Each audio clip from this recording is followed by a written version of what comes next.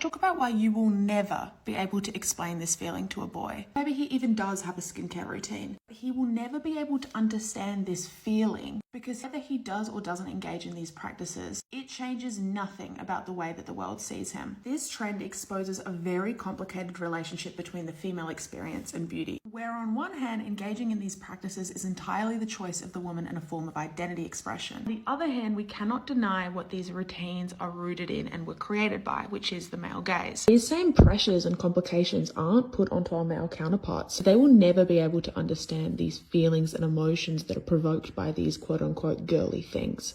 Every single aspect of all of these how do I explain this feeling to a boy videos is wrapped up in products and activities that are rooted in consumption, almost positioning the female experience as one that you have to buy into. What social media is awful at is that it polarizes complicated conversations like this. It's so much easier for someone to shit all over the beauty industry and say that it's a frivolous void to the insecure, or for someone else to get on this app and validate your want to get filler and Botox as something that's inherently feminist and about reclaiming agency. What is harder and what I believe to my core, that feminism and beauty and fashion can coexist, but only through putting in the work, which is not sexy and you can't sell, which is why we never hear about it. Through reading, watching, listening, learning, and ultimately self-discovery, you are able to figure out which of these practices are for you and which are for someone else. The way you don't get there and the way that we are sold is through blind consumption.